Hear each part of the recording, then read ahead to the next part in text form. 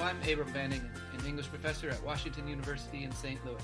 And I'm Joanne Diaz, a poet and English professor at Illinois Wesleyan University. And this is Poetry for All, the podcast where we look at one poem each episode and think a bit about what it does and how it works. This podcast is for those who already love poetry and for those who know very little about it.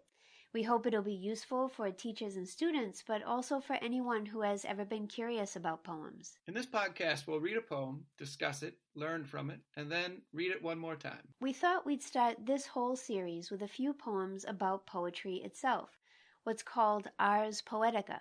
And today we have the great poet Emily Dickinson with her poem, Tell All the Truth But Tell It Slant. Abram, would you be willing to read that poem for us? Absolutely. Tell all the truth, but tell it slant, by Emily Dickinson. Tell all the truth, but tell it slant. Success in circuit lies. Too bright for our infirm delight, the truth's superb surprise. As lightning to the children eased, with explanation kind, the truth must dazzle gradually, or every man be blind. That was great. So, Abram, what do you see the speaker trying to say in this poem? We only have 8 lines of poetry. It's a very tight little poem. What is trying to be said here? Yeah, I think a great first question about any poem is just, what are they trying to get across? And sometimes when you just hear a poem, like if this is the first time you've ever heard this poem, it might seem strange. What is she actually trying to say? And in a way, it's a very simple sort of message. She's saying the best way to get at the truth is indirectly.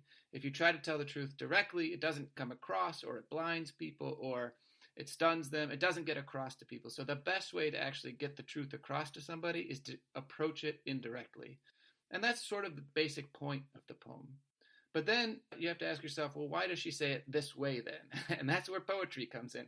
So when you ask why is she doing it this sort of way, what do you notice about the kind of structure of this poem? This structure is so interesting to me because Emily Dickinson is drawing upon not only her own contemporary moment, but the long history of common meter or ballad meter in English. This has been a popular form since the Middle Ages in the English language. And so what is that form? You can hear it if you just read the poem aloud as you just did, Abram, right? So you heard it when you said, tell all the truth, but tell it slant. So there's 4 beats in that line, right? And then in the second line, there are 3 beats. Success in circuit lies. Success in circuit lies. So it's 4 against 3, and then 4 against 3. And the ballad or common meter goes like that the whole way down. So through the Middle Ages and the Renaissance, this was a really popular meter for singing a tune to go with poems that were popular stories. And then by the time Emily Dickinson is engaging with this meter, she was hearing it in church. So a lot of the Psalms had been translated into this meter for song in the 1800s. It was enormously popular. And so she's tapping into a rhythm and a sound that is very resonant and powerful for her in her lived daily experience. What I love about that 4-3-4-3 is that it's an even against an odd. So there's a feeling of asymmetry that needs to be completed every time you get through one of those 2-line pairings. There's also a rhyme going on at the ends of the lines. So tell all the truth, but tell it slant. Success in circuit lies. That's the B line. Too bright for our infirm delight. The truth's superb surprise. So what Emily Dickinson is doing is aligning lies with surprise. I think we have a tendency to imagine that rhyme is just this ornament, this prettifying thing that poets use. In fact, it's the opposite. It actually relates directly to content and is actually very important for our understanding of the narrative situation of the poem. And so I wonder if I could just use that as a launching off point to ask you the next question, which is, when you encounter this poem, what do you see as its narrative situation? What do you see as whatever has spurred or inspired this speaker to speak this poem? Yeah, I love that. So, I mean, one of the things I see happening here is that this speaker is telling this to someone, and that person might be herself, it might be somebody else, But clearly, there's a sense in which they have tried other ways and they haven't worked. It sort of feels like a poem that comes out of failure. And so they're coming to this recognition. Well, tell all the truth, but tell it slant. Success in circuit lies. They've figured out the way to success. And it's through this inversion, it's through this circuitous way. So just to return to the structure for just a moment, I mean, one of the things I love about what you were just saying about the meter of the thing, it sort of hangs perfectly in the balance between a secular ballad and a churchy hymn.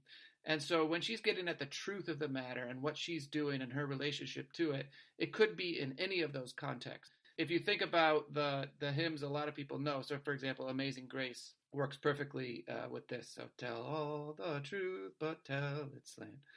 It goes all the way through the poem that way. So people know this meter even now in all of the common hymns and songs that we have. But yeah, it lands this stress at the end of these lines. And then what you can see her doing with that stress is precisely what she says you ought to do, which is she's inverting things. She's making things circuitous. So what she should be saying is, tell all the truth, but tell it slant. Success lies by coming at things in circuit. And instead, she moves the word lies to the end of that line. She inverts the proper sort of grammatical order, success in circuit lies. And it forces us to pause on that word lies. And it forces us to see it in a different sort of way. Okay, and to follow up on what you're saying, if you look at the next two lines after that, too bright for our infirm delight, the truth's superb surprise. It should read, the truth's superb surprise is too bright for our infirm delight. What she does by flipping those is she gets to land on the truth's superb surprise, which is superior to anything that we could possibly access as humans. So it lands on the most important resonant thing, which is very effective. Right, and so you start to look at what is it about these particular emphases that she wants us to notice. And even if you go back to that second line that lands on the word lies, she's, in a certain sense, she's just having fun with that. I mean, she's basically saying maybe sometimes the best way to get at the truth is through a lie. And so she's playing with the double meaning of that word lies. It's sort of surprising. Again, the rhyme there having a formal feature and a content feature to it as well. The lies surprise us into the truth. And so she's doing with this poetry exactly what she's telling us to do with poetry. Very nice. We haven't gotten to the second half of the poem yet, though. No, we probably should. Now's a good time to do that. That's a good time to do it. So what do you notice in the second half of this poem, or how do you see it as relating to the first half? What I noticed right away is that it's almost like, if you were to describe the shape of the poem, it's almost like a bifurcated shell, right? So when you find a shell on the beach, and then you can crack it open right on that hinge, this is a perfectly symmetrical poem, because the first four lines are very theoretical. They're giving us an idea about how one ought to theoretically approach the truth. The second four lines are providing us with an example to help anchor our understanding of how one should tell the truth. Does that make sense? So I know that we talked about language when we were discussing this poem before recording this. Are there some key words that you kind of latch on to in that second part of the poem that help you understand how the second half of the poem is an illustration of the theory that's set up in the first part? Yeah, so for me, the word explanation is really key here. And this is part of what makes it, for me, and Ars Poetica. There are other ways of reading this poem, but whenever I read this poem, that's kind of how I understand it, because she's in a certain sense telling herself how to do this art and why to do this art. And the explanation of lightning is, in a certain sense, her understanding of what poetry is. What is poetry? It's a kind of explanation of the lightning. And if you think about that, how do you explain the lightning? If a kid says to you, what is the lightning? I mean, what are you going to say to them? There's a dictionary definition of it. You could say to them, oh, it's the flashing of light produced by a discharge of atmospheric electricity. But that's not really going to help them.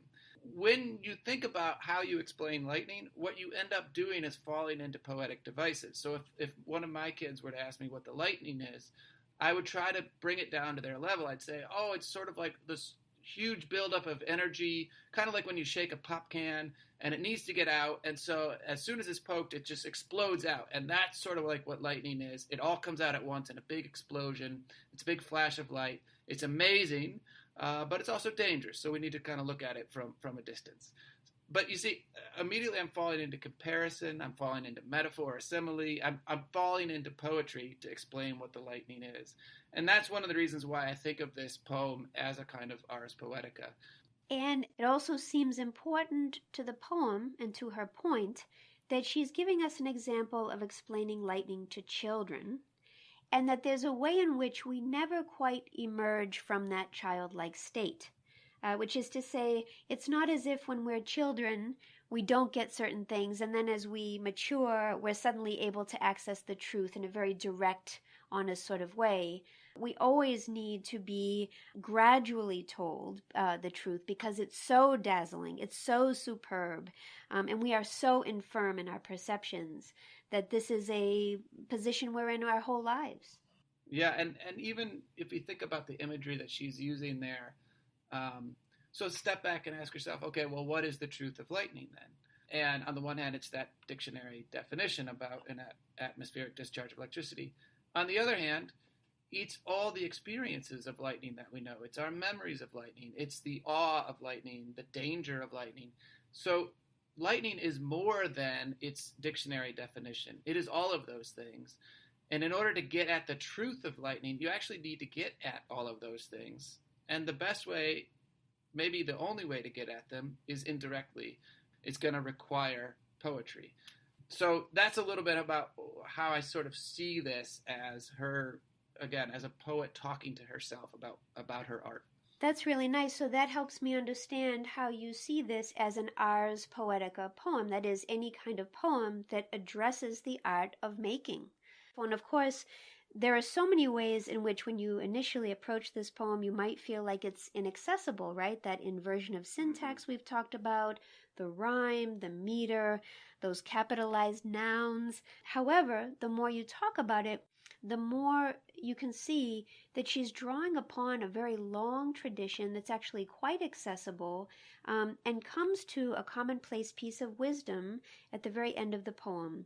The truth must dazzle gradually, or every man be blind. She has this remarkable ability, as so many poets have over the centuries, this remarkable ability to create this tiny piece of commonplace epigrammatic wisdom that can be easily excerpted and sort of memorized and transferred into other spaces that I just think is so remarkable. Yeah, and I love to, I mean, you could feel her in this poem combining that incredible sort of epigrammatic wisdom, as you say, with a kind of just fun in and of itself. There's a kind of delight in the poem itself that is getting at our infirm delight. So, when my daughter took naps and she would wake up and I'd turn the light on and, she was always taken aback by that. And as I was changing her diaper, then I would say, too bright for our infirm delight, the truth's superb surprise. There's a kind of like funness to it. I don't know if she thought that was so fun when she was just waking up from her nap, but I thought it was fun. And there's a kind of jauntiness and fun and delight to the poem itself that then ends on this sort of kernel of wisdom. And I love the way she's combining those registers here. Yeah, it's wonderful. Would you be willing to read this poem for us? Yes. Tell all the truth, but tell it slant. Success in circuit lies. Too bright for our infirm delight, the truth's superb surprise. As lightning to the children eased with explanation kind, the truth must dazzle gradually, or every man be blind. That's great. Thank you. For more on this poem, please visit our website and please follow us at Instagram, Facebook, and Twitter. Thank you. See you next time.